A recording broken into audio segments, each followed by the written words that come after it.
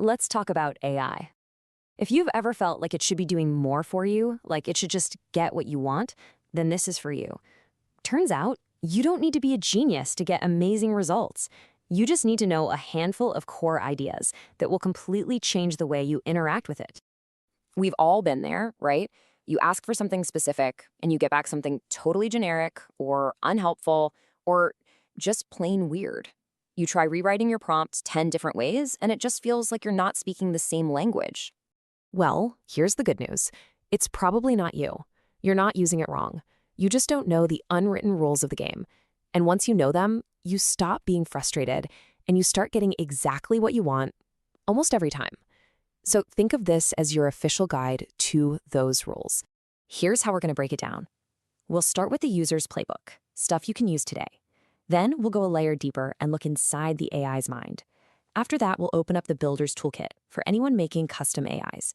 And finally, we'll peek over the horizon at the next frontier to see where this is all going. Okay, let's dive right in. Part 1 is all about the practical, hands-on concepts you can start using literally right now to get way better results from your AI. First up, and this is the absolute foundation, tokens. See, an AI doesn't see words or sentences the way we do. It chops everything up into these little pieces called tokens. The word AI might be one token, but a longer, more complex word like unbelievable could be 4 separate tokens.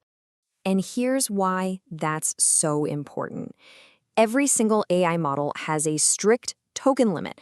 So if you've ever tried to cram a huge 50-page document into a prompt and gotten garbage back, yeah, tokens are your problem. The AI literally ran out of attention before it finished reading.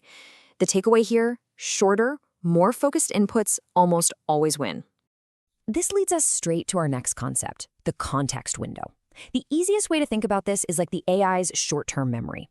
It's a whiteboard. Everything you talk about in one chat session is on that board. But, and this is a big but, once that board is full, the AI has to erase the oldest stuff to make room for your new message. It doesn't remember your chat from yesterday. And this is what that forgetting looks like in the real world. You might start off talking about, say, Project A. Then you go off on a long tangent about a bunch of other stuff.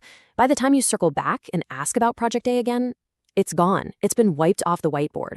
The AI isn't being dumb. It has literally run out of memory for what you first talked about. Now for a concept that actually puts you in the driver's seat. It's called temperature. This is a simple setting, but it's a total game changer. It controls how random or creative an AI's response is. Most people never even touch it, but it's like a dial that lets you go from super precise analyst to wild creative genius. So here's how you use it. For anything that needs to be super precise, like writing code or pulling specific facts out of a document, you turn the temperature way down. You want analyst mode. But if you're brainstorming marketing ideas or you want it to surprise you, you crank that temperature way up for creative mode. Just changing this one setting gives you wildly different and much better results. All right, you've got the user's playbook down. Now let's go a level deeper. In this section, we're going to pop the hood and look at how these models actually think and understand the world.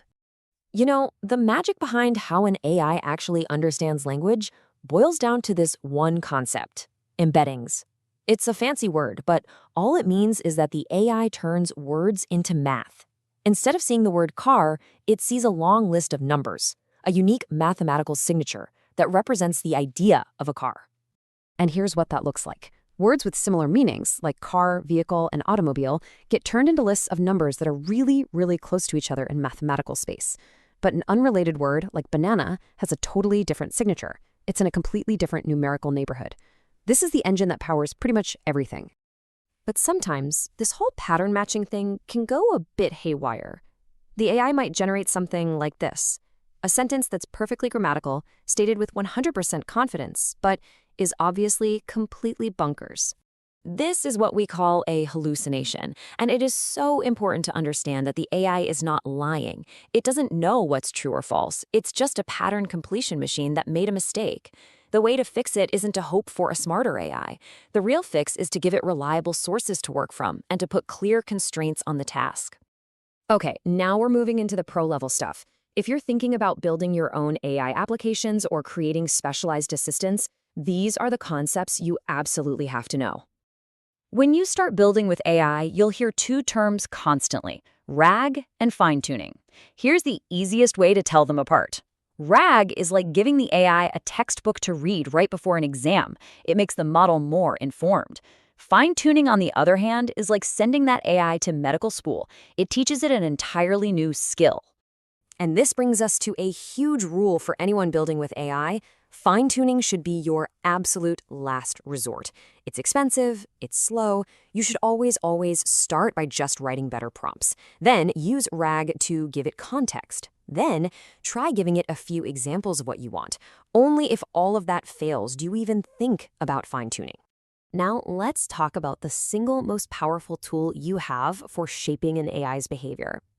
Most users will just write a simple prompt, something like this: summarize this legal document.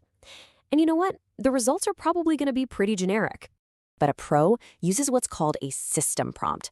This is like a hidden layer of instructions that runs before the user's prompt. It defines the AI's entire personality, its persona, its task, its tone. By setting these rules up front, you can turn a generic chatbot into a world-class legal expert before the user even types a single word. All right, final section. Let's look ahead. These are the concepts that are shaping the future of AI right now, and they separate the marketing hype from what's actually possible. You hear the term AI agents everywhere these days, but let's be real, most of the demos you see are just simple scripts. A real agent is something much more complex. It's a system that can take actions on its own, use tools, recover from errors, and learn from what it's doing, all in a continuous loop. Building one is a massive engineering challenge. And this all leads to the new skill that is quickly replacing prompt engineering.